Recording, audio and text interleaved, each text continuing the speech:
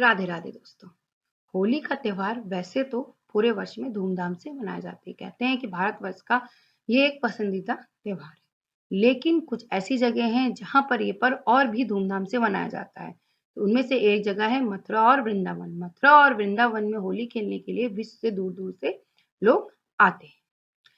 वैसे तो होली की शुरुआत बसंत पंचमी से हो जाती है और होली खेलने वालों के लिए ये एक बहुत ही अच्छा स्थान है। लेकिन अगर आप मथुरा वृंदावन में होली खेलने आ रहे हैं तो आपको कुछ कठिनाइयों का सामना भी करना पड़ सकता है, इसलिए आप विशेष कुछ बातों का ध्यान दीजिएगा जो कि मैं आपको इस वीडियो में बताऊंगी और आप मेरे इस वीडियो को अंत तक जरूर देखिएगा। हो सकता है कि आपको कुछ खास जानकारी इसमें से प्राप्त हो जाए। तो अगर आप वृंदावन में होली खेलने आ रहे हैं और अगर आप होली खेलना चाहते हैं तो सबसे ज़्यादा ज़रूरी है कि आपको ये पता होना चाहिए कि आप कब जाएँ, कैसे जाएँ, कहाँ रुकें और आप किस तरीके से वहाँ जाने की प्लानिंग करें। चलिए शुरू करते हैं। वृंदावन में होली बेशक बसंत पंचमी से शुरू हो जाती है। जो होली का असली मज़ा है वो रंग भरी एकादशी के दिन से ही शुरू होता है। यहाँ पर आपको लठमार और फूलों की होली देखने को मिलती है। अगर आप लठमार होली का आनंद लेना चाहते हैं तो इसके लिए आपको बरसाना, नंदगांव जाना पड़ेगा और उसके लिए सबसे पहले आपको मथुरा पहुंचना होगा। इसके बाद आपको मथुरा से नंदगांव और बरसाना जाने के लिए बहुत सारी साधन मिल जाएंगे। अब आप वहां जाकर होली का आनंद उठा सकते हैं। यदि आपको फूलों की होली, गुलाल की होली देखनी है तो आपको वृंदावन से अच्छा स्थान कहीं नहीं मिलेगा। आपको बांके बिहारी जी की जो गलियां हैं उसमें आपको अबीर, गुलाल से वो पूरी हुई ढकी मिलेंगी। तो अगर आप बांके बिहारी मंदिर में होली देखना चाहते हैं, अगर आप वृंदावन में होली देखना चाहते हैं, अगर आप चाहते हैं कि भगवान श्री कृष्ण के दर्शन के साथ-साथ आप वहाँ पर होली का भी आनंद उठाएँ, जब आप वृंदावन और मथुरा जाएँगे तो आपको ध्यान रखना है कि हो सके तो आप पब्लिक ट्रांसपोर्ट से जाएँ और अगर आप अपनी गाड़ी से जा रहे हैं तो आपको वृंदावन में जो अलग से पार्किंग लॉट बनाए गए हैं, जो कि शहर के पहले ही हैं, वहाँ पर अपनी गाड़ी खड़ी कर देनी चाहिए। आपको बता दें कि शहर के बाहर बहुत सारे ऐसे पार्किंग लॉट हैं जहाँ पे गाड़ी खड़ी कर देते हैं और उसके बाद आपको बहुत सारे ऐसे साधन मिल जाएँगे जिससे कि आप होटल तक आसानी से जा सकते हैं। गवर्नमेंट ने यहाँ पर ई-रिक्शा भी चलाए हैं जो आपको आराम से होटल तक छोड़ेंगे। अगर आप अपनी गाड़ी से अंदर जाते हैं या आप अपनी गाड़ी अंदर ले जाने की कोशिश करते हैं तो आपको बहुत सारी परेशानियों का सामना करना पड़ सकता है। दरअसल होली के समय जो वृंदावन की सड़कें होती है, रोड होती है, उन्हें ब्लॉक कर दिया जाता है। आप वहाँ पर गाड़ी नहीं ले जा सकते। आपको गाड़ी छोड़कर पैदल ही अंदर जाना पड़ेगा। इससे बेहतर है कि आप गाड़ी लगा के ई-रिक्शा करके अंदर चले जाइए। अब है कि अगर आपने गाड़ी लगा दी है, से आप होटल तक पहुँच गए हैं, आपने अगर होटल नहीं बुक किया है, तो भी आपको बहुत सारी परेशानियों का सामना करना पड़ता है। तो आप अगर वहाँ पे रुकना चाहते हैं, तो आपको होटल और जो धर्मशाला है, वो पहले से ही बुक कर लेनी चाहिए।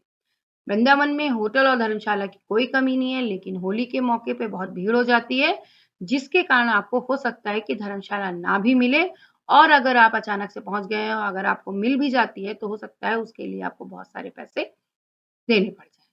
तो इसलिए अगर हो तो आप पहले से ही अपनी होटल की बुकिंग करा लें। आपको वृंदावन में अगर होली खेलने गए हैं तो आपको अधिकतर देखिएगा कोई ट्रांसपोर्ट की सुविधा नहीं मिलेगी, इसलिए आपको ज़्यादातर जगहों पर पैदल ही चलकर जाना पड़ेगा। अब है कि अगर आपको बांके बिहारी मंदिर दर्शन करने जाना है, होली खेलने जाना है तो आप कैसे जाएँ? तो आप ये जान लीजिए कि जो मंदिर परिसर है, जो उसकी एंट्री है, उसके कई गेट बने हुए हैं। ज़्यादातर जो एंट्री है वो 1 नंबर गेट से कराई जाती प्रवेश करना चाहिए। कहते हैं कि जो मंदिर का परिसर है उसमें एंट्री करने के लिए घंटों लाइन लगानी पड़ती है। घंटों लाइन में खड़ा रहना पड़ता है और भीड़ का सामना करना पड़ता है। यदि आपको मंदिर में एंट्री चाहिए तो वो आपको 4 नंबर गेट से एंट्री मिलती है। अगर आपको ज़्यादा भीड़ का सामना नहीं करना है तो आप बांके बिहारी मंदिर का जो एग्ज़िट गेट है, मतलब जो जिससे हम लोग एग्ज़िट लेते हैं, उस जो 1 किलोमीटर वहाँ से दूर पड़ता है, आप वहाँ से चले जाइए। अगर आप उस साइड से एंट्री लेंगे तो आपको कम भीड़ का सामना करना पड़ेगा। अगर आप भीड़ से डरते हैं, भीड़ का सामना नहीं करना चाहते हैं तो आप वीआईपी गेट से भी एंट्री ले सकते हैं। ये एंट्री बहुत ही आसान होती है।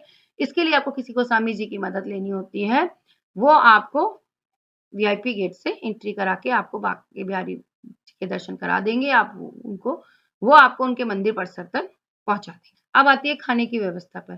खाने की व्यवस्था तो आपको वृंदावन में अगर होली खेलने जा रहे हैं तो बहुत ही भीड़ मिलेगी। आपको कहाँ खाना मिलेगा, कहाँ नहीं मिलेगा कोई नहीं कह सकता। वृंदावन में बहुत ही छोटे-बड़े हर तरीके के आपको होटल और जो खाने के छोटे-छोटे से ढाबे टाइप के हैं वो भी मिल जाएँगे। वृंदावन में जो कचौड़ियाँ हैं वो बहुत ही फेमस है तो आप वहाँ जाकर कचौड़ी भी खा सकते हैं, वरना जो बांके बिहारी जी की गली है उस जहाँ पे खड़े होकर आप दर्शन के लिए लाइन लगाते हैं, वहाँ भी बहुत सारी खाने-पीने की दुकानें हैं, तो आपको थोड़ा बहुत खाना वहाँ भी मिल जाएगा। लेकिन इतनी भीड़ होने के कारण आपको कितनी देर में खाना मिलेगा, कितनी देर आपको इंतज़ार करना पड़ेगा, ये कोई नहीं बता सकता है। इसलिए अगर आप इतनी भीड़ में जा रहे हैं तो कोशिश करिए कि आप अपने पास खाने के लिए कुछ न कुछ रखें, जिससे कि आपको खाने में देर हो जाए या खाना उस वक़्त ना मिल पाए तो आप कुछ न कुछ खा सकें। क्योंकि हो सकता है कि जब आप रेस्टोरेंट में फ्री होकर खाने जाएँ तो रेस्टोरेंट में बहुत लंबी लाइन हो और आपको खाना आसानी से ना मिले, तो इसलिए आप अपने पास खाने के लिए कुछ रखेंगे तो आसानी से खा सकेंगे और इस तरीके से जो आपकी जो ये होली की पूरी यात्रा है, जो आप वृंदावन में होली मनाने गए हैं, वो एक सुखद रहेगी। तो अगर आपको ये जानकारी अच्छी लगी हो तो मेरे चैनल को सब्सक्राइब ज़रूर करिएगा और मेरे इस वीडियो को ज़्यादा से ज़्यादा शेयर करिएगा, जिससे लोगों को पता चल सके और उन्हें भी होली मनाने में सुविधा हो सके। राधे।